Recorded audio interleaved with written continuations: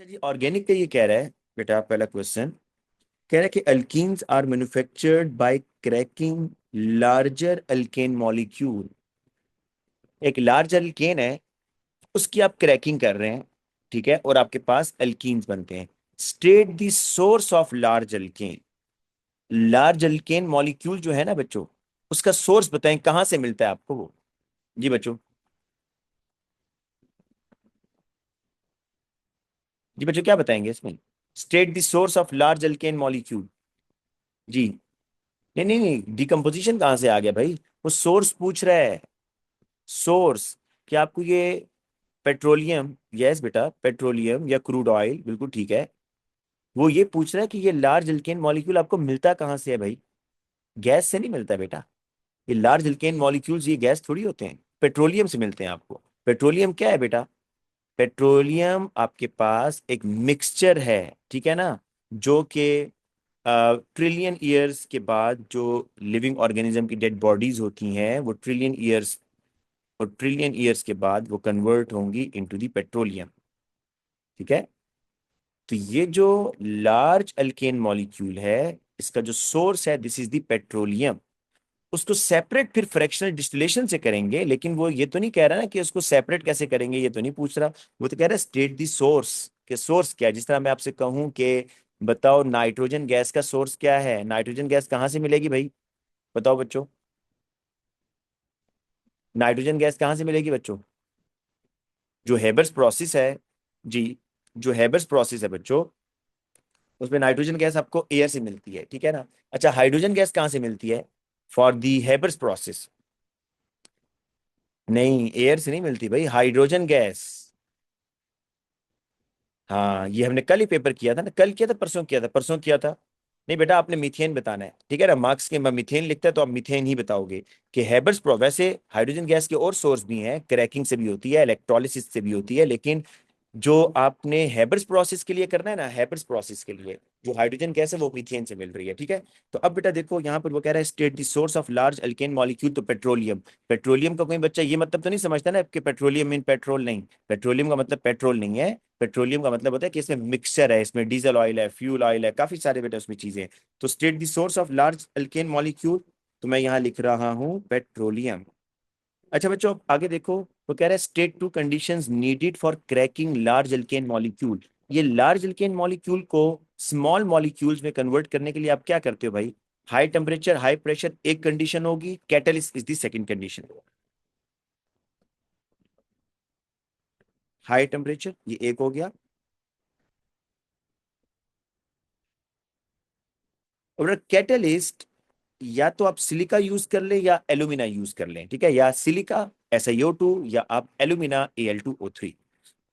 when one molecule of dodecane formula आगे लिखा हुआ है C12H26 is cracked, three molecule of but1ene and one other product is formed। पर देखो but1ene बन रहा है, 1ene मैटर नहीं करता यहाँ पर, क्योंकि आपने मॉलिक्यूलर फॉर्मूला लिखना है C4H8। क्या बन रहा है? C4H8 बन रहा है, लेकिन इसके तीन मॉलिक्यूल्स बन रहे हैं बच्चों, तो इसका मतलब ये हुआ ऐसे है। 4 3 12, 12 पूरे हो गए बच्चों, कार्बन तो पूरे हो गए। तब साथ में क्या बनेगा भाई? नहीं Hamza, high temperature high pressure एक कंडीशन काउंट होगी, catalyst will be second condition. बेटा बताओ, कार्बन तो पूरे हो गए, 4 3 12, और हाइड्रोजन कितने हैं देखो।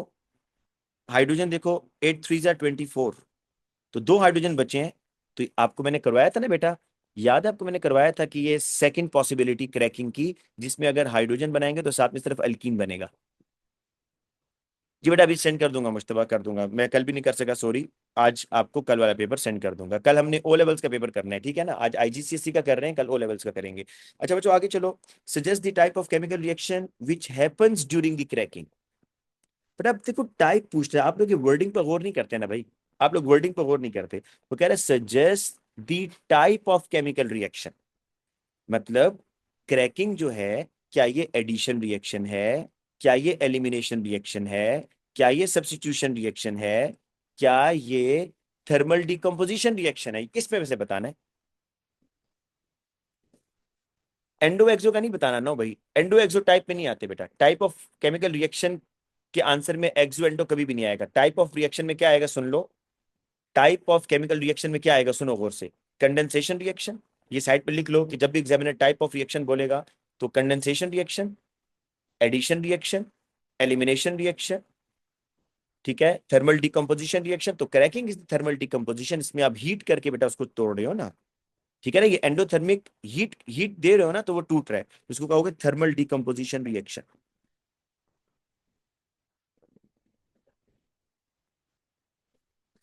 अच्छा बेटा, propene will undergo polymerisation, suggest the name of polymer form from propene, polypropene, ethene से होगा पॉलीइथीन, ब्यूटीन से होगा पॉलीब्यूटीन,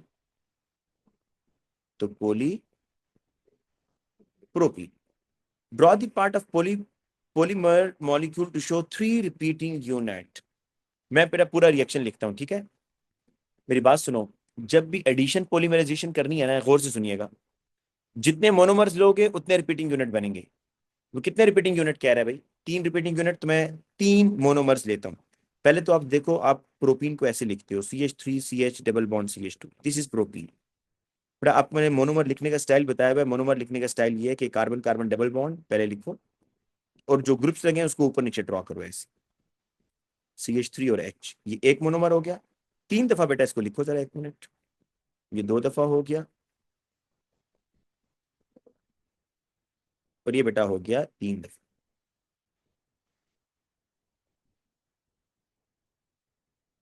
बच्चों, अब असल में वो ये मांग रहा है भाई, असल में बेटा एलिमिनेशन, सॉरी मैंने उबैदुल्ला ऐसी एलिमिनेशन का वर्ड यूज कर दिया, आपके सिलेबस में नहीं है। वैसे एलिमिनेशन की एग्जांपल आपको दूं, अल्कोहल को डिहाइड्रेट करते हो बच्चों, उबैदुल्ला याद है, अल्कोहल की डिहाइड्रेशन होती है, अल्कोहल से वाटर निकलता है, वो एलिमिनेशन है कि अल्कोहल से आपने वाटर को एलिमिनेट कर दिया, लेकिन आप उसको डिहाइड्रेशन भी कह सकते हो, ठीक है ना, डिहाइड्रेशन भी कह सकते हो, एलिमिनेशन भी कह सकते हो। एलिमिनेशन मीन आप एक मॉलिक्यूल के अंदर से दूसरा मॉलिक्यूल एलिमिनेट करा रहे हो। अच्छा बच्चों, आपने क्या करना होता है एडिशन पॉलीमराइजेशन में भाई, डबल बॉन्ड खत्म करना है, सारे कार्बन को इकट्ठे जोड़ देना है। तो देखो मैं डबल बॉन्ड खत्म कर रहा हूँ, और ये 6 कार्बन हो जाएंगे, 1 2 3 4 5 6, और ये इनकी एक्सटेंशन पहले ही शो कर दो बेटा। अब वो ब्रैकेट्स वगैरह नहीं डालनी बेटा, बिल्कुल ब्रैकेट नहीं डालनी, ठीक है, कोई स्क्वायर ब्रैकेट साइड पे नहीं डालनी, एन लिखने की जरूरत नहीं है बस। अब देखो, ये CH3 है, H, ये H और ये H, फिर बेटा ये CH3, H, H और H। अब इसको लिखो बेटा, ये CH3, ये H, ये H और ये H। अब बेटो देखो, आपके पास ये एक, ये दूसरा, ये 3 रिपीटिंग यूनिट नजर आ रहे हैं बच्चों। तो याद रखना, एडिशन पॉलीमराइजेशन के बाद 2 कार्बन के बाद यूनिट रिपीट हो रहा होता है, 2 कार्बन के बाद यूनिट रिपीट हो रहा होता है, ये एक रिपीटिंग यूनिट, ये दूसरा रिपीटिंग यूनिट, ये तीसरा रिपीटिंग यूनिट, तो आपके पास 3 रिपीटिंग यूनिट आ गए बच्चों। State the type of polymerisation, बेटा टाइप ऑफ पॉलीमराइजेशन में 2 आप आंसर्स में से एक लिखोगे, एडिशन और कंडेंसेशन।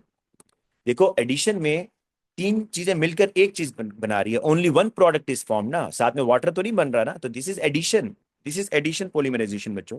कंडेंसेशन में ये होगा कि साथ में स्मॉल मॉलिक्यूल बन रहा होगा, तो एडिशन पॉलीमराइजेशन रिएक्शन। अच्छा, ये इसने यहाँ पर ये भी दिया हुआ है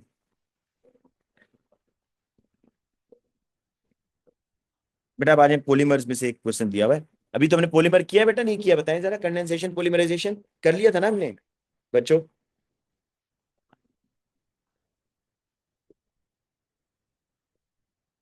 बेटा एन नहीं लगाना ना फायजा, एन सिर्फ वहां लगाना है, मैं आपको बताता हूँ, जब एग्जामिनर ऐसे लिखे ना, जब एग्जामिनर ऐसे लिखे देखो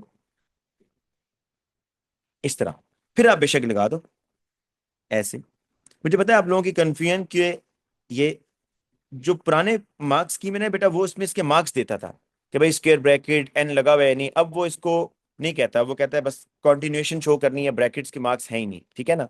अगर इस तरह उसने लिखा हो ना एन, अगर एन खुद लिखा हो एग्जामिनर ने, देन इसको लिखना मस्ट है।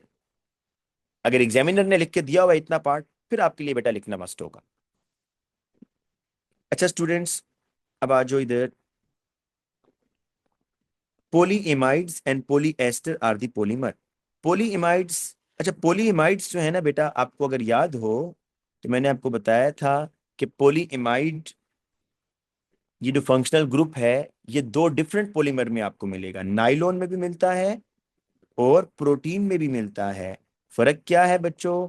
नाइलॉन सिंथेटिक है, मैन मेड है, और प्रोटीन क्या है बच्चों? नेचुरल है। और आपको मोनोमर्स याद है इनके या नहीं याद? नाइलॉन के मोनोमर्स क्या है भाई? नाइलॉन के जो मोनोमर्स हैं वो है डाई कार्बोक्सिलिक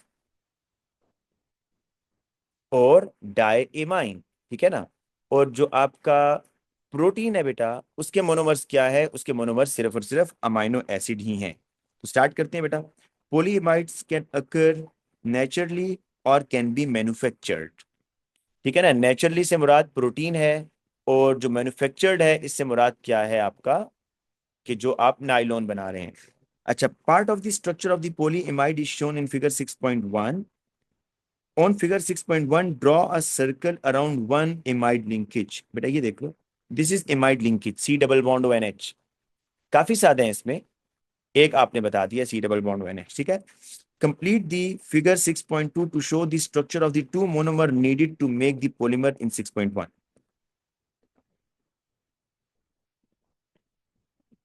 अच्छा, अब बेटा देखो,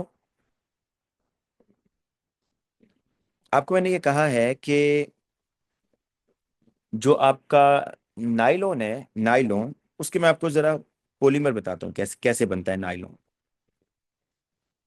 नाइलॉन बेटा ऐसे बनता है कि एक आपके पास होगा डाई कार्बोक्सिलिक, ऐसे, ठीक है। और एक आपके पास होगा डाई एमाइन, डाई एमाइन, ऐसे बेटा।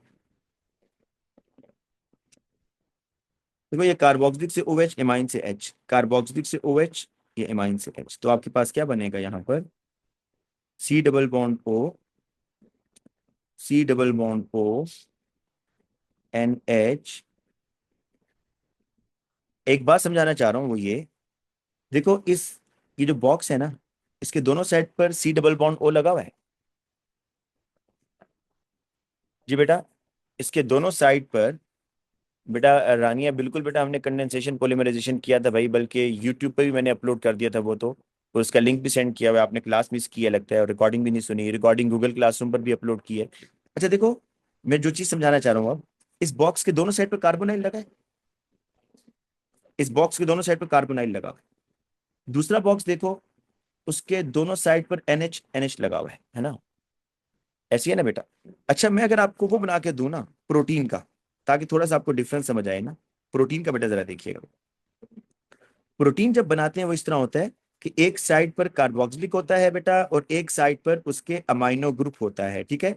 इसी तरह देखो, जो दूसरा मोनोमर भी ऐसे ही बनाओगे ना आप, एक साइड पर उसके अमाइनो ग्रुप, एक साइड पर कार्बोक्सिलिक। अब जरा आपने वो चीज नोट करनी है जो मैं आपको बताना चाह रहा हूँ यहाँ पर, कि कार्बोक्सिलिक से OH, अमाइनो से H, यहाँ से अमाइनो से H निकलेगा, यहाँ से कार्बोक्सिलिक से H निकलेगा, तो आपके पास क्या बनेगा स्टूडेंट्स? NH, आगे बेटा ये box, C double bond O, NH। अब आप ये फर्क देखिएगा जो आपको बताना चाह रहा हूं। ये जो प्रोटीन का स्ट्रक्चर होता है ना बच्चों, प्रोटीन, प्रोटीन के स्ट्रक्चर में ये जो बॉक्स है, इसके एक साइड पर C डबल बॉन्ड O होगा, तो दूसरी साइड पर क्या होगा? NH होगा। तो अगर, अगर बेटा, ये आप जरा फर्क अब समझिएगा बेटा, अभी एक मिनट मैसेज ना करें, ये पहले फर्क समझें कि आप स्ट्रक्चर देखकर कैसे बताओगे भाई कि ये नाइलॉन है या ये प्रोटीन है। तो उसका तरीका आपको बता रहा हूं कि नाइलॉन में ये होता है कि जो आपका बॉक्स होगा उसके दोनों साइड पर कार्बोनाइल होगा, और बॉक्स के दोनों साइड पर NH भी होगा। लेकिन प्रोटीन में ऐसा नहीं होता, बॉक्स के एक साइड पर C डबल बॉन्ड हो तो दूसरी साइड पर NH होता है, ठीक है ना। तो इस तरह आप आइडेंटिफिकेशन करते हो। अब आप देखो, मुझे बताओ ये नाइलॉन होगा या नहीं? बॉक्स के दोनों साइड पर C डबल बॉन्ड हो, बॉक्स के दोनों साइड पर NH, बॉक्स के दोनों साइड पर NH, बॉक्स के दोनों साइड पर C डबल बॉन्ड हो। बड़ा ये स्ट्रक्चर किसका होगा? नाइलॉन का होगा या प्रोटीन का होगा? शाबाश। हाँ जी बेटा, मुझे जल्दी से बताएं बेटा मैसेज करके, हरी अब, मैंने आगे जाना है फिर। ये नाइलॉन का स्ट्रक्चर है। तो बेटा नाइलॉन के स्ट्रक्चर में अब क्या आप लेते हैं? अब आपको मोनोमर्स याद रखने हैं। आप लेते हैं डाई कार्बोक्सिलिक और आप लेते हैं डाई एमाइन। बस ये फर्क देखिएगा कि ये जो शेडेड वाला बॉक्स है ना, इसके साथ डाई कार्बोक्सिलिक लगाना है आपने, ठीक है ना। और जो खाली है इसके साथ डाई एमाइन। तो शेडेड वाले के साथ डाई कार्बोक्सिलिक, अच्छा, वो कह रहा है आपने इसका वो बनाना है डिस्प्लेड फॉर्मूला। देखो, शो ऑल दी बॉन्ड्स, तो ओ एच का बॉन्ड भी शो करो बेटा। इसी तरह की जो एमाइन है बेटा, इसके भी आप सारे बॉन्ड्स यहाँ पर शो करो ऐसे करके, ठीक है। तो ये आपका बन गया डाई कार्बोक्सिलिक और डाई एमाइन। फुली डिस्प्लेड करना है बेटा। अब आ जाओ नेक्स्ट पार्ट पर, name the other product form in this polymerisation. बेटा आपको पता है कि इस पोलीमराइजेशन में क्या हो रहा था, ये देखो, मैं वाटर निकाल रहा था या नहीं निकाल रहा था, H2O निकाल रहा था। तो इसको आप क्या कहेंगे, name the other product form in this polymerisation. कौन सा अदर प्रोडक्ट है, वाटर है, H2O। State the term given to natural polyimide. बेटा नेचुरल पोलीइमाइड के लिए आप कौन सी टर्म यूज करेंगे भाई, प्रोटीन्स। प्रोटीन्स है ना बेटा, नेचुरल पोलीइमाइड्स आर दी प्रोटीन्स। अच्छा, इसी तरह name the type of monomer which are used to make natural polyamide। बेटा कौन से आप मोनोमर यूज करते हैं, नेचुरल पोलीएमाइड को प्रोटीन कहो ना। प्रोटीन बनाने के लिए कौन से मोनोमर्स यूज करेंगे बेटा, एमाइनो एसिड्स। क्या यूज करेंगे, एमाइनो एसिड्स। ये बातें याद रखनी है। अच्छा, उसने ना आगे क्वेश्चन दिया हुआ है बड़ा अजीब सा, मैं आपको पहले ये बताता हूँ। बेटा अमाइनो एसिड का ना आपको स्ट्रक्चर समझाता हूँ पहले, ठीक है। वैसे अमाइनो एसिड का जो रियल स्ट्रक्चर है वो ये है कि अमाइनो एसिड में एक सेंट्रल कार्बन होगा, उसके एक साइड पर बच्चों कार्बोक्सिलिक एसिड होता है, ठीक है। एक साइड पर उसके अमाइनो ग्रुप होता है, और एक साइड पर एच होगा, ये फिक्स है। ये जरा ध्यान में रखो कि अमाइनो एसिड में जो सेंट्रल कार्बन है उसके एक साइड पर कार्बोक्सिलिक, एक साइड पर एच, और एक साइड पर अमाइनो ग्रुप, ये फिक्स है भाई। और एक ऊपर ना यहाँ पर आर ग्रुप होता है, आर। ये आर कुछ भी हो सकता है, सम टाइम ये आर एच होगा, सम टाइम ये आर सी एच थ्री होगा। तो ये असल में अमाइनो एसिड ये है। लेकिन for the sake of simplicity आप लोगों को हम क्या बताते हैं भाई, आसानी के लिए हम कहते हैं कि अमाइनो एसिड को आप लोगों ने बेटा ऐसे ड्रॉ करना है। आपने ये कार्बन चेन, एक साइड पर कार्बोक्सिलिक, एक साइड पर अमाइनो, ठीक है ना। हम तो अमाइनो एसिड ऐसे ड्रॉ करते हैं। असल स्ट्रक्चर ये होता है, एक कार्बोक्सिलिक होता है, एक अमाइनो होता है, एक एच होता है और एक आर होता है। ये आर कार्बन भी हो सकता है और कार्बन नहीं भी हो सकता है, एच भी हो सकता है। अच्छा, अब देखो, कह रहा है one of the monomer which forms part of natural polyimide. जब नेचुरल पोलीइमाइड की बात करेगा तो ये प्रोटीन की बात कर रहा है। कह रहा है हैज 3 कार्बन एटम्स।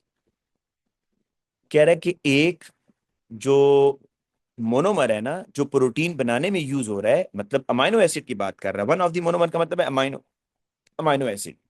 कह रहा है उस अमाइनो एसिड में 3 कार्बन है। जी बेटा, बिल्कुल बेटा। आपके पास ना 3 है इसमें कार्बन। एक कार्बन कौन सा होगा, देखो, सी डबल ओ एच। अच्छा, डिस्प्लेट आपने फुली डिस्प्लेट फॉर्मूला बनाना है। ये देखना बच्चों,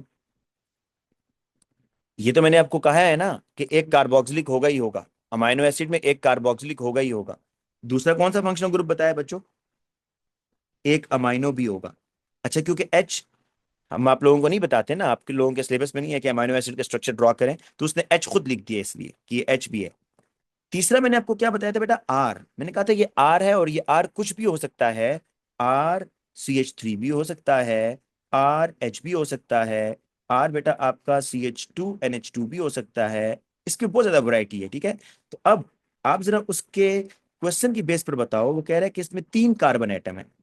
तो अभी तक तो हमने 2 कार्बन एटम किए हैं भाई, ये एक कार्बन है, ये दूसरा कार्बन है। तो बताओ बच्चों, ये आर क्या होना चाहिए, आर क्या होना चाहिए। आर की जगह आप एक कार्बन एटम लगाओगे, ठीक है। आर की जगह बेटा एक और कार्बन एटम लगाओ इस तरह। और आपने डिस्प्लेट फॉर्मूला बनाना है ना, तो तमाम बॉन्ड्स भी शो कर दो, ठीक है। ये बेटा आपका अमाइनो एसिड बन गया, जिसमें एक साइड पर कार्बोक्सिलिक, एक साइड पर अमाइनो, ऊपर आपका सी एच थ्री, क्योंकि उसने आपको यहाँ पर कहा है कि आपने अमाइनो एसिड में 3 कार्बन एटम ड्रॉ करने हैं, ठीक है ना। अच्छा, PET is a polyester. Name the 2 types of monomer molecules needed to make polyester. बेटा पोलिएस्टर देखो, इसको याद करने का तरीका बताया था कि एस्टर बनता है कार्बोक्सिलिक और अल्कोहल से ना। तो पोलिएस्टर है, polyester di carboxylic diol, Ubaidullah di amide नहीं भाई। एस्टर किससे बनता है, कार्बोक्सिलिक एसिड और अल्कोहल से। तो आपने पॉलीएस्टर बनाना है, तो डाई कार्बोक्सिलिक डायोल, ठीक है ना, ये होगा डाई कार्बोक्सिलिक एंड डायोल. अब draw a part of the structure of PET which shows two repeating units, show all the atoms and all the bonds in the linkage. चलो बेटा, इसका पूरा रिएक्शन आपको समझाता हूं करके, ठीक है. अच्छा एक बात सुनो, एडिशन पॉलीमराइजेशन में क्या बताया था बेटा? H3 कहां से पता चलेगा? ये क्या कह रहे हो भाई?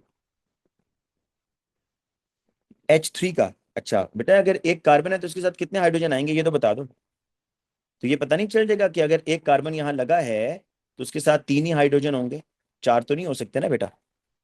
दाऊद,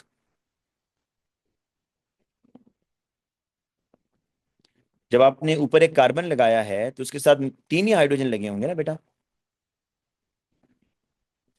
अच्छा बच्चों देखो, मैं आपको ये कह रहा था कि एडिशन पॉलीमराइजेशन में ये होता है कि आप जितने मोनोमर्स लेते हो ना उतने रिपीटिंग यूनिट बनते हैं. कंडेंसेशन में ये होगा, आप दो मोनोमर्स लोगे तो एक, नहीं बेटा डबल बॉन्ड नहीं हो सकता ना, अगर होगा तो वो बताएगा भाई. डबल बॉन्ड नहीं हो सकता, ठीक है ना, डबल बॉन्ड अगर होगा तो वो आपको बताएगा.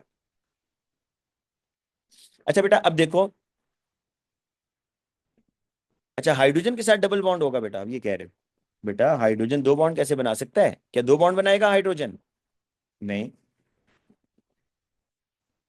अच्छा बेटा ये देखो कि आपको मैं ये कह रहा हूं कि कंडेंसेशन पॉलीमराइजेशन में ये होता है, आप दो मोनोमर्स मिक्स करो एक रिपीटिंग यूनिट बनता है. जब चार मोनोमर्स मिक्स करोगे तो दो रिपीटिंग यूनिट बनेंगे.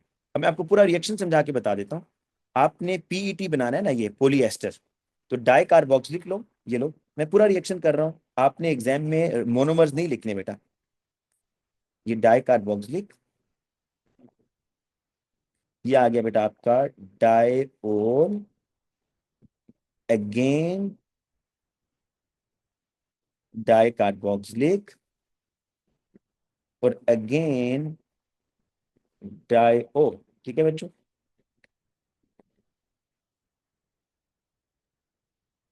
बच्चों आपको पता है ना कि जो डाई कार्बोक्सिलिक है और डायोल, इनमें, बेटा आपको ये बात पता है या नहीं? मैंने वैसे कंडेंसेशन पॉलीमराइजेशन में बताया था कि डाई कार्बोक्सिलिक में, असल में आप ये जो डाई कार्बोक्सिलिक लेते हो ना, इस तरह का लेते हो, ये बीच में रिंग होता है ऐसे, लेकिन इस रिंग को आप लोगों ने नहीं बनाना तो आप बॉक्स बना देते हो. पर जो डायोल है ना बेटा, ये ऐसे है, इसमें दो कार्बन है, इसमें एक दो तीन चार पाँच छः, छः कार्बन है. बेटा इन दोनों के दरमियान में जो कार्बन एटम्स है वो सेम तो नहीं है ना? ये सर मुझे बता दो. ये जो डाई कार्बोक्सिलिक मैंने बनाया ना, ये इस तरह है बेटा, इसके दरमियान में ना ये छह कार्बन आ रहे हैं, और इथेन वन टू डायोल में दो कार्बन आ रहे हैं. तो इन दोनों के कार्बन एटम सेम नहीं है बेटा.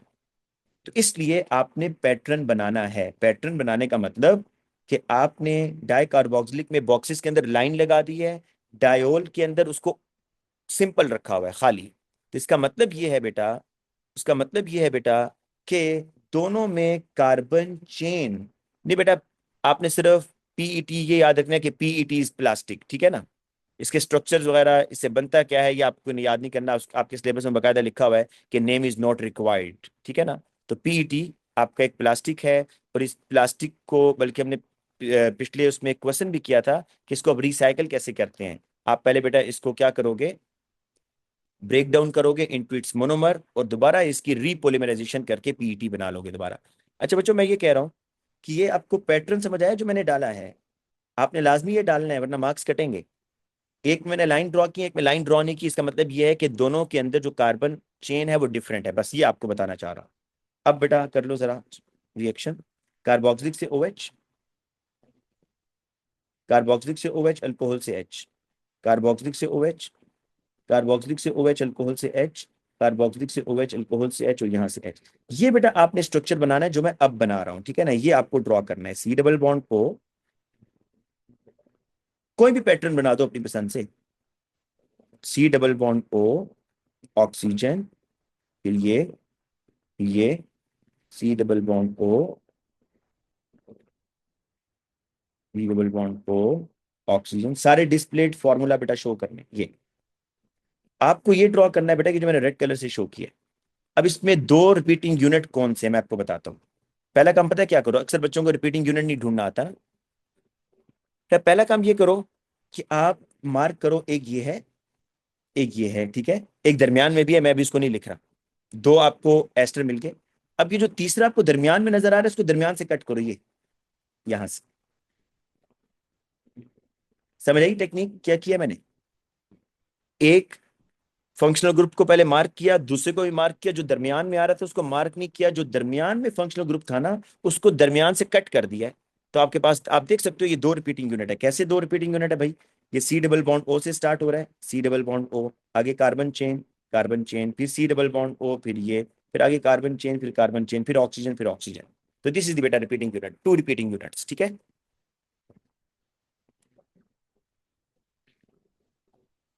काफी क्वेश्चन हमने आखिर से पहले कर लिए।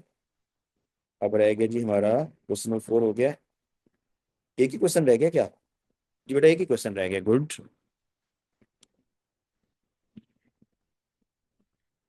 बेटा उसका रिएक्शन सिलेबस में नहीं है, सिर्फ आपको ये पता होना चाहिए कि ये जो प्रोटीन है ये हाइड्रोलाइज होकर दोबारा अमाइनो एसिड में आ जाता है, बस, ठीक है ना। इसका रिएक्शन नहीं है।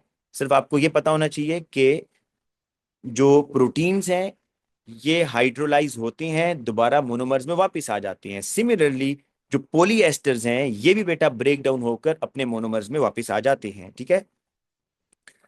अच्छा अब आ जाए बेटा, लास्ट क्वेश्चन है। Sulphur form two chlorides P and Q. Chloride P has the formula, P का ये फॉर्मूला है S2Cl2, और क्यू का ये फॉर्मूला है SCl2। Both chlorides are covalently bonded and low melting point.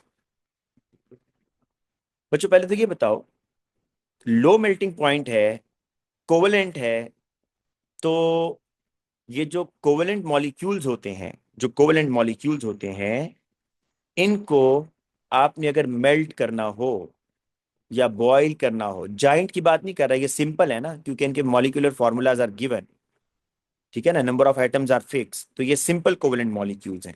Simple covalent molecules को बेटा अगर मेल्ट करना हो या बॉईल करना हो तो कौन उन क्या चीज हमें ब्रेक डाउन करनी होगी? इंटरमॉलिक्यूलर फोर्सेस, शाबाश। क्योंकि अक्सर बच्चे कोवेलेंट बॉन्ड लिख रहे होते हैं ना। तो बेटा ये देखिए, आप लोग बिल्कुल ठीक कह रहे हो। इस तरह ये है ना, SCl2 है सपोज, ये एक SCl2 का मॉलिक्यूल है। दूसरा बेटा SCl2 का मॉलिक्यूल ये है। तो याद रखिएगा ये एक मॉलिक्यूल, ये दूसरा मॉलिक्यूल, इसके दरमियान वीक IMF होती है। Weak IMF, weak intermolecular forces.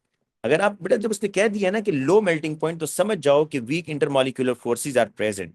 तो वो कह रहा है suggest in terms of attraction between the particles why these chlorides have low melting point। तो आप बताएंगे अट्रैक्शन या IMF, intermolecular force between these particles are very weak। अरे याद रखो, इस तरह वाटर को जब बॉईल कर रहे होते हैं ना, अच्छा भाई इंटरमॉलिक्यूलर फोर्स कह दो या अट्रैक्टिव फोर्स कह दो, बोथ आर सेम वर्ड्स, ठीक है ना। अट्रैक्टिव फोर्स जरा एक सेफ वर्ड है, क्यों? अट्रैक्टिव फोर्स एक ऐसी टर्म है जो आप आयोनिक कंपाउंड में भी चला सकते हो। लेकिन IMF अगर कहोगे ना, इंटरमॉलिक्यूलर फोर्स, तो this term is only specific for covalent, ठीक है ना बेटा। IMF सिर्फ कोवलेंट के लिए है फिर। और अट्रैक्टिव फोर्स एक सेफ है, उस पे आप आयोनिक कंपाउंड में भी यूज कर सकते हो। अब देखो chloride P S2Cl2 forms when sulphur react with chlorine, right the symbol equation.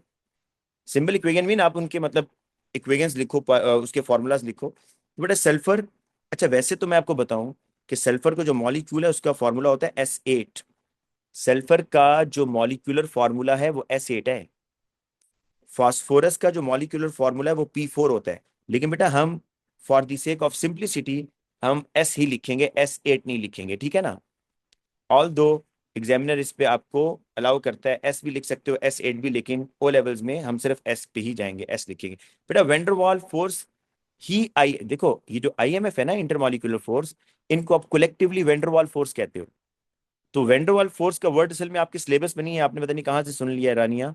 अगर आप वेंडरवाल फोर्स लिखोगे तो ये बात बिल्कुल ठीक होगी, ठीक है, लेकिन जरूरत नहीं है आप वेंडरवाल फोर्स का वर्ड यूज करें। आप आईएमएफ कह देंगे, अट्रैक्टिव फोर्स। पर इसकी इक्वेशन देखो ना, आपने सल्फर का रिएक्शन करवाना है क्लोरीन के साथ, सिंबल इक्वेशन लिखनी है एक नंबर की। कोई स्टेट सिंबल्स नहीं डालने बेटा, इस सिंबल इक्वेशन से बात बच्चे समझते हैं स्टेट सिंबल्स, नहीं भाई, स्टेट सिंबल नहीं डालने जब तक एग्जामिनर ना कहे, क्योंकि आप गलत डालेंगे मार्क्स कट जाएंगे, ठीक है ना। तो अब क्या बनेगा, S2Cl2, प्रोडक्ट उसने लिखा हुआ है भाई, प्रोडक्ट उसने लिखा हुआ है, बैलेंसिंग करनी है बस, दो सल्फर ले लें, सल्फर के पीछे 2 लगाएंगे, नीचे 2 नहीं लगाएंगे, सल्फर के पीछे कॉफिशिएंट में 2 लगाएंगे, ठीक है। Complete the dot and cross diagram of SCl2। अब बेटा S2Cl2 नहीं, अब SCl2 कह रहे हैं। अच्छा आपको एक बात बताऊं, ये जो सल्फर है ना, ये ग्रुप 6 में है बच्चों या नहीं, तो ये कितने बॉन्ड बनाएगा बताओ। बेटा सल्फर कितने बॉन्ड बना सकता है, इसके आउटर शेल में 6 इलेक्ट्रॉन है, 2 बॉन्ड बनाएगा, ऑक्टेट पूरा हो जाएगा ना। तो ये देखो, ये एक इलेक्ट्रॉन सल्फर का, ये दूसरा इलेक्ट्रॉन सल्फर का, और बाकी जो ये पेयर्स हैं ये बेटा ऊपर नीचे यहाँ ड्रॉ कर दो। और क्लोरीन्स बेटा देखो, क्लोरीन आपको पता है 7th ग्रुप में है ना, तो इसके आउटर मोस्ट शेल में 7 इलेक्ट्रॉन है, तो बेटा इसके 7 इलेक्ट्रॉन ड्रॉ करो, 1 2 3 4 5 6 7। एग्जामिनर पता है चेक क्या करेगा यहाँ पर कि आया आपने ऑक्टेट कंप्लीट किया या नहीं किया। तो जब भी डॉट एंड क्रॉस बच्चों बनाओ तो ऑक्टेट आखिर में लाजमी चेक कर लो कि आया ऑक्टेट तमाम एटम्स का, अगर हाइड्रोजन है वो तो नहीं, उसका तो नहीं, आप नहीं कर सकते, उसमें एक ही शेल है, लेकिन बाकी एटम्स में आपने ऑक्टेट चेक करना होगा, ठीक है। नेक्स्ट क्वेश्चन देखो भाई, कह रहा है कि क्लोराइड पी इज कन्वर्टेड, ये समझ आ गया ना, ये एस एक सिंगल बॉन्ड इस क्लोरीन से बना रहा है, एक सिंगल बॉन्ड इस क्लोरीन से बना रहा है बेटा, SCl2 इस तरह है, 6 ग्रुप में है ना, जिस तरह ऑक्सीजन 2 बॉन्ड बना रहा है, ये भी 2 बॉन्ड बना रहा है। अच्छा नेक्स्ट देखो, कह रहा है chloride P is converted to chloride Q, P Q में जा रहा है, क्लोज सिस्टम के अंदर reversible reaction reaches an equilibrium, the forward reaction is exothermic का बेटा ये मतलब है, फॉरवर्ड रिएक्शन एक्सोथर्मिक का ये मतलब है कि S2Cl2 जब SCl2 बनाएगा तो साथ में हीट भी रिलीज करेगा। Suggest two changes to the conditions which will result in the decrease in the concentration of chloride Q। कह रहा है अब ऐसा क्या करो भाई जिससे इस Q की कंसेंट्रेशन कम हो जाए। सोचो, विद पहले टेम्परेचर के लिहाज से बताओ बेटा, टेम्परेचर क्या करें कि Q कम होना शुरू हो जाए। हाँ बच्चों,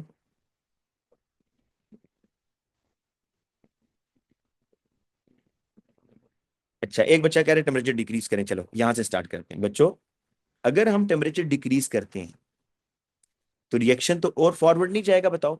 आपने जितना टेम्परेचर डिक्रीज किया तो रिएक्शन कोशिश करेगा भाई मजीद हीट जनरेट करे, तो रिएक्शन तो फॉरवर्ड जाएगा, तो ये क्यू फिर बढ़ेगा कम होगा, बताओ। ये जिन बच्चों ने डिक्रीज लिखा है ये जरा बताए ना बेटा, अब्दुल्ला, फातिमा। जी बच्चों, अगर आप टेम्परेचर कम करने का कह रहे हो तो भाई ये तो position of equilibrium forward direction में जाएगा, और क्या मजीद क्यू नहीं बनेगा, मजीद क्यू बनेगा। तो इसके ऑपोजिट सोचते हैं बच्चों, अगर आप टेम्परेचर बढ़ा दो, टेम्परेचर इंक्रीज करोगे, टेम्परेचर के इंक्रीज करने से पोजीशन ऑफ इक्विलिब्रियम शिफ्ट होगा टुवर्ड्स लेफ्ट हैंड साइड, ठीक है ना, और कंसेंट्रेशन ऑफ क्यू क्या हो जाएगी बेटा, कम हो जाएगी। तो आपने क्या करना है बेटा यहां पर के बाय इंक्रीजिंग द टेम्परेचर, ये हो गया, बाय इंक्रीजिंग द टेम्परेचर, ठीक है, इंक्रीजिंग द टेम्परेचर। अच्छा बच्चों, दूसरा ऐसा हम क्या काम करें, दूसरा ऐसा हम क्या काम करें कि जिससे क्यू कम हो जाए। हाँ अगर आप बेटा ये करो, सर फॉर सम रीजन आज तक ये टॉपिक समझ नहीं है एंड, बेटा हाला आपको मैं ये कहूंगा, आप गूगल क्लासरूम में ऐड है ना, इसकी रिकॉर्डिंग सुने ना बेटा, गूगल क्लासरूम पे केमिकल इक्विलिब्रियम की सारी रिकॉर्डिंग्स मैंने डाली हुई हैं, बड़ा ही इसमें स्लो और एक एक चीज समझाई हुई है कि क्यों ऐसा हो रहा है। अभी असल में बताया ना तो फिर मेरा ये पेपर नहीं होगा। हाँ बच्चों, तो अब इस तरह करो कि गूगल क्लासरूम पे जाकर इसकी रिकॉर्डिंग सुनो, ठीक है बेटा। बिल्कुल प्रेशर भी बता सकते हैं, गुड भाई, प्रेशर भी बता सकते हैं, टेम्परेचर भी बता सकते हैं, और कंसंट्रेशन भी बता सकते हैं। हम चलो कंसंट्रेशन के साथ ही चलते हैं बेटा। क्यों कम करना चाहते हो, तो ठीक है, by decreasing the concentration of P. बेटा अगर आप पी को कम कर दो, देखो रिएक्शन तो इक्विलिब्रियम पर आ गया ना, अगर आप पी कम करते हो, चलो ये बताओ अगर आप पी बढ़ाते हो, पी को इंक्रीज करते हो या Cl2 को इंक्रीज करते हो, तो रिएक्शन तो फॉरवर्ड जाएगा, क्यू बढ़ेगा भाई, आप क्यू बढ़ेगा। हाँ गुड बेटा, गुड गुड गुड जारा, well done. Pressure has no effect बच्चों, equal moles on both side, equal moles on both side. जी बेटा, प्रेशर का कोई इफेक्ट नहीं होगा, वेल डन, वेल डन। अच्छा बच्चों, इस तरह करो, मैं ये कह रहा हूं कि अगर आप क्लोरीन को बढ़ाते हो, क्लोरीन को बढ़ाओगे तब भी रिएक्शन फॉरवर्ड जाएगा, तो क्यों बढ़ेगा? आपने तो कम करना है भाई, इसका मतलब है इनको कम करो, बाय किसी एक को कम कर दो या दोनों को कम कर दो, ठीक है? तो decreasing the by decreasing the concentration of P और Cl2 और बोथ, ठीक है, दोनों की कम कर दो चाहे। अच्छा नेक्स्ट पार्ट पर आओ। नेक्स्ट पार्ट मैं हैरान हूं बेटा, उसने बड़ा ट्रिकी दिया है ये, असल में कुछ ऐसी चीजें अब डालना शुरू हो गया जो ए लेवल से टच कर रही हैं, ठीक है ना? तो ये देखिए, ये आप उसमें बड़े तंग होंगे, जरा पढ़े। मेरे नहीं ख्याल कि आप लोग ये जो है ना टेबल और ये जो उसने दो तीन चीजें पूछी हैं ये आपसे आसानी से होगा। मैं पहले आपको समझाता हूँ, चलें। The rate of forward reaction in D is determined by the कुलियन theory. But आपको पता है ना कि जब भी कोई केमिकल रिएक्शन होता है तो रिएक्टेंट्स कोलाइड करते हैं ना, रिएक्टेंट्स कोलाइड करेंगे and then product is formed. और कुलियन थ्योरी में ये कहता है कि सक्सेसफुल कुलियंस होनी चाहिए। दो चीजें हैं बेटा, rate of reaction depends on two factors, इसने बड़े इंपॉर्टेंट पॉइंट्स बताए हैं कि रेट ऑफ रिएक्शन दो चीजों पर डिपेंड करता है। पहली चीज के फ्रीक्वेंसी ऑफ कुलियन क्या है, कि पार्टिकल्स कितना रेडिली एक सेकंड में कितनी दफा कोलाइड कर रहे हैं, फ्रीक्वेंसी ऑफ कुलियन, एक सेकंड में कुलियन कितनी दफा हो रही है, जितनी ज्यादा दफा कुलियन होगी रेट ऑफ रिएक्शन उतना फास्ट होगा बच्चों।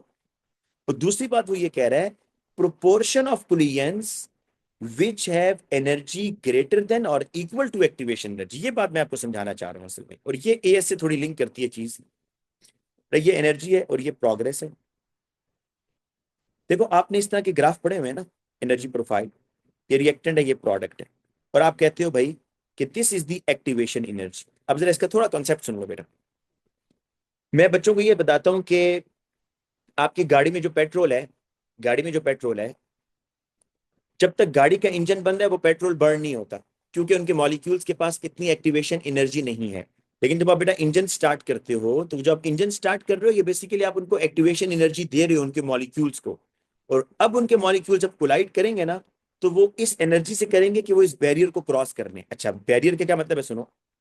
जब भी बेटा इस रिएक्टेंट ने प्रोडक्ट में जाना है ना, जब भी रिएक्टेंट ने प्रोडक्ट में जाना है, तो रिएक्टेंट के मॉलिक्यूल्स को कोलाइड तो करना है, लेकिन कम से कम इस एनर्जी से कोलाइड करना है, कम से कम इतनी एनर्जी होनी चाहिए, ये जो मैं मार्क कर रहा हूं पिंक कलर से, कम से कम रिएक्टेंट इस एनर्जी से कोलाइड करेंगे तब वो प्रोडक्ट में जाएंगे, या इससे ज्यादा होनी चाहिए एनर्जी एक्टिवेशन एनर्जी से, या इसके बराबर होनी चाहिए, तब रिएक्टेंट प्रोडक्ट में चले जाएंगे, ठीक है ना? अब बेटा सुनो, define the term activation energy. अब एक तो आपने इसकी डेफिनेशन याद की हुई है, the minimum amount of energy which is required to start a chemical reaction, ये अच्छी डेफिनेशन है, लेकिन बेटा इससे भी अच्छी डेफिनेशन वो है जो मार्क्स में एग्जामिनर लिख रहा है। The minimum energy that colliding particle must have to react, मैं भी इसको समझा भी देता हूं। Minimum energy that colliding particles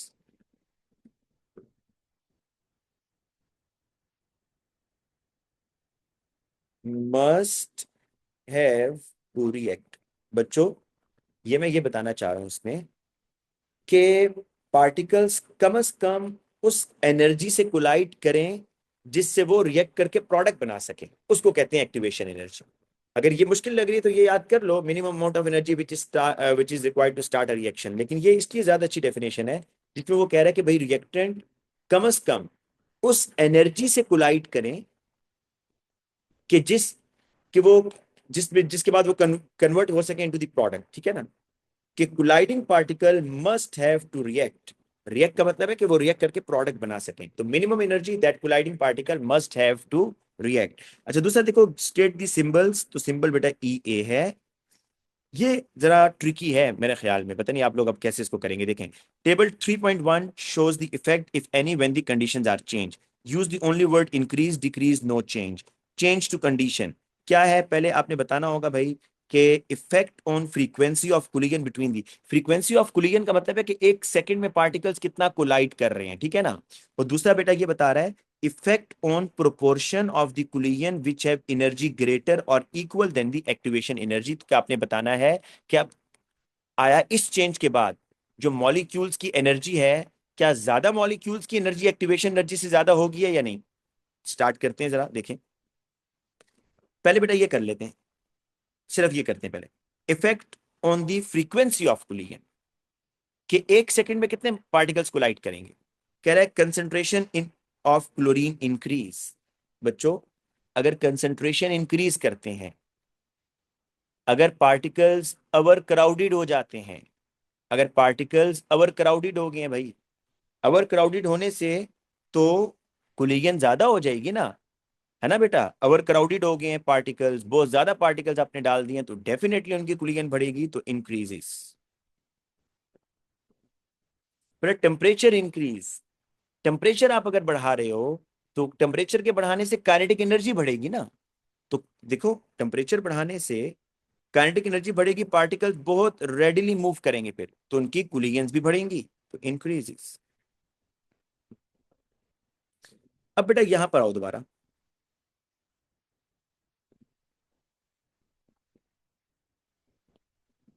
ये एक्टिवेशन एनर्जी है, ये रिएक्टेंट है, ये प्रोडक्ट है, ये आपकी एनर्जी। मैं एज्यूम करता हूं इस टाइम 100 मॉलिक्यूल्स जो है ना बच्चों, गौर से सुनना है, 100 मॉलिक्यूल्स जो है रिएक्टेंट के, वो इस बैरियर को क्रॉस करके प्रोडक्ट में जा रहे हैं। मतलब एक रिएक्शन है जिसमें 100 मॉलिक्यूल्स रिएक्टेंट के ऐसे हैं कि जिनकी एनर्जी एक्टिवेशन एनर्जी के बराबर है या उससे ज्यादा है। ये है प्रोपोर्शन ऑफ मॉलिक्यूल, 100 का है, मैंने एज्यूम किया है।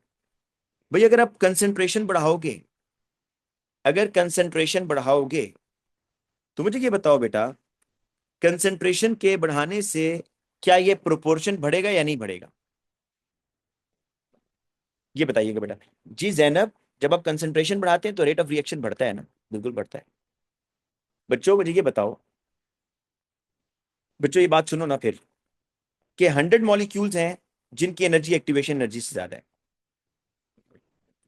Effect on the proportion of the collisions which have energy greater than और इक्वल देन एक्टिवेशन एनर्जी। बेटा कंसेंट्रेशन के बढ़ाने से मॉलिक्यूल्स की एनर्जी बढ़ेगी, ये बताओ। अच्छा दाऊद कह रहा है बढ़ेगी। मुझे ये बताओ दाऊद, कंसेंट्रेशन के बढ़ाने से मॉलिक्यूल की एनर्जी बढ़ेगी, ये बताओ। दाऊद, कंसेंट्रेशन के बढ़ाने से मॉलिक्यूल की एनर्जी बढ़ेगी। अच्छा कह रहा है यस सर। भाई थोड़ा दिमाग को यूज करो भाई। कंसेंट्रेशन बढ़ा रहे हो, एनर्जी कहां से बढ़ेगी भाई। एनर्जी अगर बढ़ेगी तो टेम्परेचर वगैरह बढ़ाना पड़ेगा ना बेटा। 100 मॉलिक्यूल्स थे, 100 मॉलिक्यूल हैं, 100 मॉलिक्यूल हैं, उनकी एक एनर्जी है सपोज 10 जूल्स। भाई अगर आप 200 मॉलिक्यूल्स कर लेंगे तो एनर्जी तो नहीं बढ़ रही ना, पार्टिकल्स बढ़ रहे हैं, कोलिजन बढ़ रही है, एनर्जी तो नहीं बढ़ रही। एनर्जी नहीं बढ़ रही भाई, कुछ भी नहीं होगा भाई।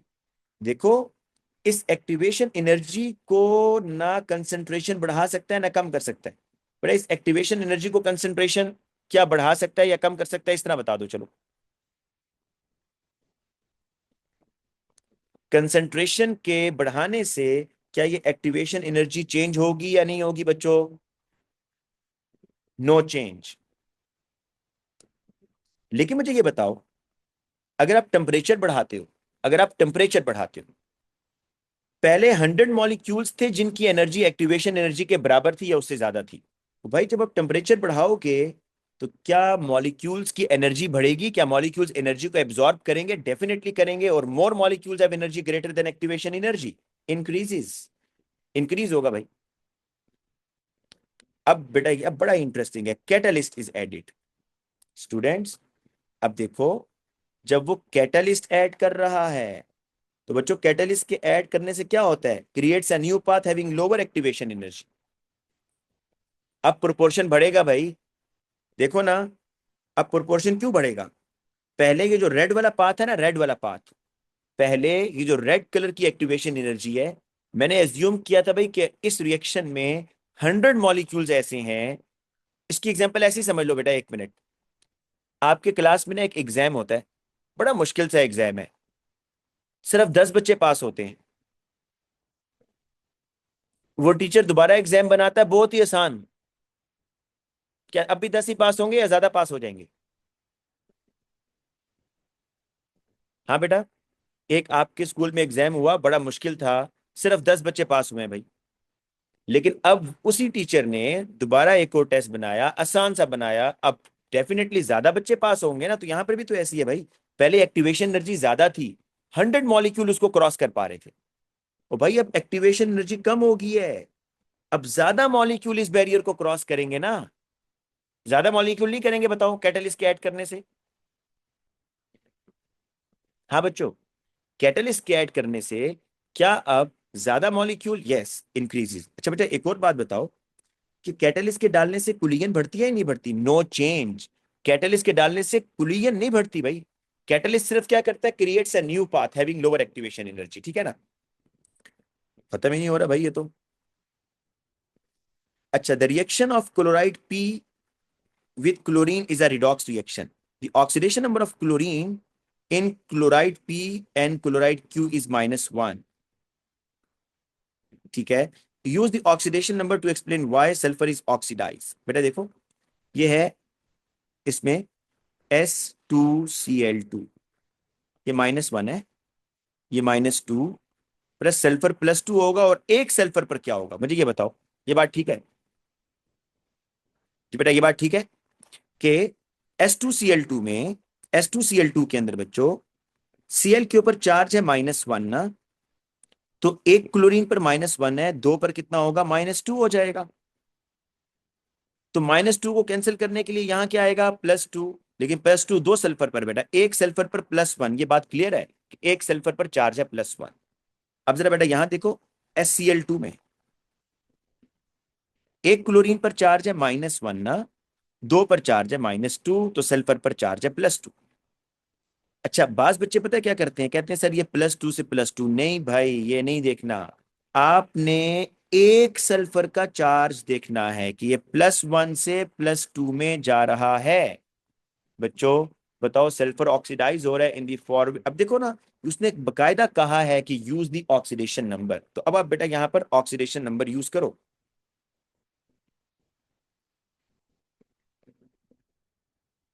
इन S2Cl2, oxidation number of sulphur is +1, and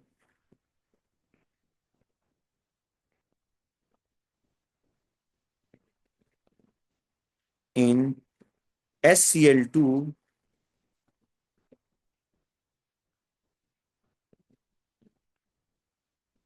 oxidation number of sulfur is +2. So this is a loss of electron. So loss of electron. ठीक है बेटा, ये बात ठीक है ना? लॉस ऑफ इलेक्ट्रॉन हुआ है ना बेटा। How does sulphur has +1 charge on it? S2Cl2 है बेटा, क्लोरीन पर चार्ज है -1, उसने बताया भी हुआ है। दो क्लोरीन पर -2, -2 को कैंसिल आउट करने के लिए सल्फर पर +2 होगा। अच्छा, ये +2 कितने सल्फर पर है बच्चों? ये +2 कितने सल्फर पर है ये बता दो जरा। दो पर, एक पर कितना होगा? +1 नहीं होगा क्या? जी हमजा, आप क्या कह रहे हो बेटा? आपको समझ आ गई है हमजा या नहीं बेटा? हमजा, एक सल्फर पर +1 है। और जब भी बेटा आपने ऑक्सीडेशन स्टेट देखनी है, आप एक एटम के ऊपर देखोगे, दो को नहीं देखोगे। हमजा बेटा, आपसे मैं कह रहा हूं, फिर आंसर तो दे दो भाई, बता दो, दो समझ आ गई है नहीं आई? ओके। अच्छा बेटा देखो, अब कह रहे हैं कि chlorine is oxidise in the reverse reaction. बिल्कुल ठीक है, S2Cl2 है, +Cl2 है, SCl2 है। बच्चों ये -1 है, ये -2 है, यहां क्लोरीन कितना है बेटा, जीरो नहीं है। आपको पता है कि जब भी फ्री स्टेट में हो तो ऑक्सीडेशन स्टेट जीरो होती है। तो मुझे ये बताओ, यहां पर कौन सी ऑक्सीडेशन स्टेट कंपेयर करोगे? क्या -2 से जीरो? नहीं भाई, आपको कहा एक -1 से जीरो में जा रहा है, -1 से जीरो। रिवर्स रिएक्शन को देख रहे हो ना? तो -1 से जीरो, बेटा ये लॉस ऑफ इलेक्ट्रॉन हो रहा है ना, ये लॉस ऑफ इलेक्ट्रॉन हो रहा है बेटा। तो आप यहां बताओगे oxidation number of chlorine goes from -1 to 0, so oxidation number decreases, है ना बेटा? ऑक्सीडेशन नंबर डिक्रीजेस मतलब लॉस ऑफ इलेक्ट्रॉन हो रहा है, लॉस ऑफ इलेक्ट्रॉन।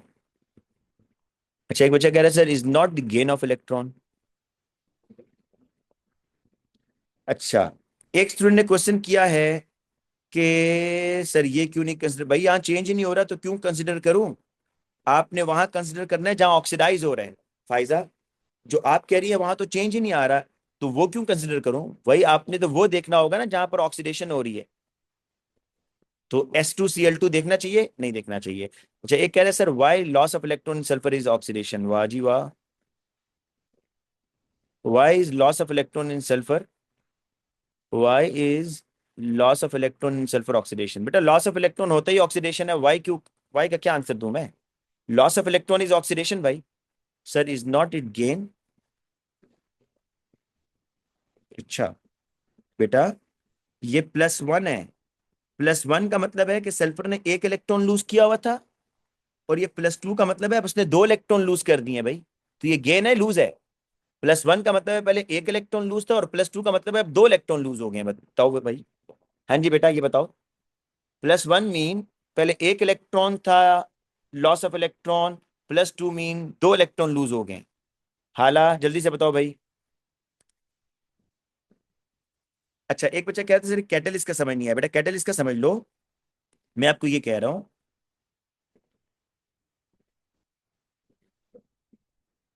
ये रिएक्टेंट्स हैं, ये प्रोडक्ट्स हैं, ये एक्टिवेशन एनर्जी है। विदाउट कैटलिस्ट बेटा एक्टिवेशन एनर्जी बैरियर ज्यादा है कम है? Without catalyst activation energy barrier high है। लेकिन जब आप कैटलिस्ट ऐड करते हैं तो ये एक्टिवेशन एनर्जी बैरियर क्या हो जाता है बेटा, कम हो जाता है या नहीं हो जाता? कम हो जाता है। तो बताओ, अब ये बताओ बच्चों के, ये बताओ बच्चों के कहां पर रिएक्शन फास्ट होगा? डेफिनेटली आप कहेंगे कि जो रेड कलर वाला है इसकी एक्टिवेशन एनर्जी कम है, more molecules have energy greater than activation energy. अब उबैदुल्ला, ये जो रेड कलर वाला पाथ है बेटा, यह रिएक्शन फास्ट होगा ना, क्योंकि यहां पर एक्टिवेशन एनर्जी इज लो, तो ज्यादा molecule with in a second इस बैरियर को क्रॉस कर लेंगे। जबकि बेटा ये जो ब्लैक कलर वाला पाथ है इसकी एक्टिवेशन एनर्जी ज्यादा है। तो यहां पर ये वही समझ लो ना, जो मैं आपको पेपर की एग्जांपल दे रहा हूं बेटा, एनोलॉजी से बहुत अच्छी समझ आती है, आप उसको अंडरस्टैंड करो ना, कि एक हार्ड पेपर है, बहुत कम बच्चे पास होंगे, और वही अगर आप आसान करेंगे तो ज्यादा बच्चे पास हो जाएंगे। और बेटा ये बात ध्यान में रखो, इसमें कंफ्यूजन नहीं होनी चाहिए कि अगर कोई +2 से +4 में जा रहा है तो ये लॉस ऑफ इलेक्ट्रॉन हो रहा है, और अगर कोई 0 से -2 में जा रहा है तो ये गेन ऑफ इलेक्ट्रॉन हो रहा है भाई। ठीक है ना? Gain of electron, decrease in oxidation state है, डिक्रीज इन ऑक्सीडेशन स्टेट, और ये रिडक्शन है। ठीक है ना? और ये लॉस ऑफ इलेक्ट्रॉन हो रहा है, मतलब इंक्रीज इन ऑक्सीडेशन स्टेट, और ये बच्चों ऑक्सीडेशन है। ठीक है बेटा? तो आज के लिए बेटा ये अल्हम्दुलिल्लाह हमारा एक और पेपर हो गया है। सर आपने फरवरी मार्च 2020 का पेपर करा दिया है? नहीं बेटा, वो तो नहीं कराया, वो फरवरी मार्च का नहीं कराया बेटा अभी। ठीक है बेटा, आज हम इतना ही रखते हैं बस। अल्लाह हाफिज बच्चों, अल्लाह हाफिज।